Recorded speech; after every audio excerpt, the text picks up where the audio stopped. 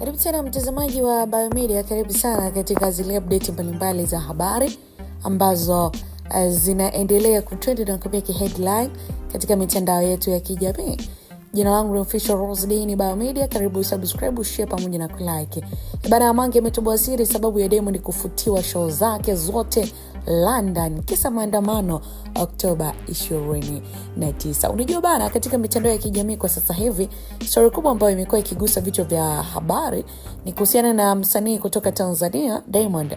Show zake zote ambazo zilipangwa kufanyika London zimefutwa na hatafanya tena show hizo. Hilo ni la kwanza, lakini jambo la pili ni kuhusu tetesi kuhusu kampuni ya Pepsi kusitisha pia mkataba na msanii Diamond. Pia kiukweli kwa sasa hivi wasanii wa Bongo Flava ikiwemo Diamond wamekuwa wakipitia magumu sana kutokana na masuala mazima ya kisiasa, kwamba kwa nini wasanii wamekuwa wakipotezewa. Kwa sababu kubwa ni wao kukubali kutumikia na kutumika na chama tawala kipindi cha kampeni. Lakini pia Diamond alikuwa akizungumza kuhusu vijana kufanya kazi, kuacha kulalamika uongozi ulioko madarakani. So yote haya ilionekana kwamba Diamond moja kwa moja alijihusisha sana na masuala mazima ya siasa, jambo ambalo lilipelekea sasa waandamanaji Oktoba 29 kutishia kuchoma pia moto hata studio zake za Wasafi ambazo yeye ndo mmiliki. Hivyo basi kufuatia hili la Diamond kufutiwa show zote huko London, masuala yamekuwa mengi sana mitandaoni ya wadau kwamba licha ya kutokumsupport wao kwenye muziki wake, kwa sasa wamekuwa pia wakitaka kujua nini sababu huko akiwa na furaha anguko lake.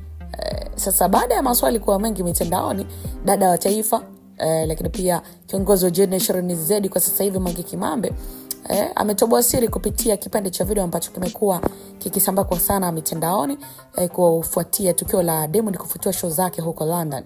Mange anasema kuwa Diamond sifa zimemponza. Diamond alikuwa akijiona kuwa yeye ndo kila kitu kwenye muziki wa Tanzania, na amekuwa pia akiwadharau wa Tanzania na wasanii wenzie kutokana na kujifanya kwamba mkubwa nchi za Ulaya. So nchi za Ulaya zimepiga marufuku wasanii kutoka Tanzania kwenda nchi hizo kufanya show kutokana na machafuko ambayo yalitokea Tanzania na kusababisha vifo vya waandamanaji wakati wa maandamano Oktoba 29. Kwa sababu ya Diamond kufutiwa show ni kutokana na maandamano ambayo yalisababisha vifo Tanzania. Kwa hiyo wasanii wa Tanzania ikiwemo Diamond ambaye ndo msanii mkubwa mwenye show nyingi nje ya nchi ikiwemo katika taifa hilo la London kufutiwa show zake zote. Na Diamond alimaliza Mange anamaliza kwa kuongea hayo juu ya hili ambalo limewapa watu wengi maswala na kutaka kujua, huko akionyesha kwamba yuko na furaha kubwa kwa ile ambayo ilitokea na kumkuta adui yake. Maana ukiachana mambo ya maandamano, pia tunafahamu Mange Diamond ni adui yake mkubwa sana.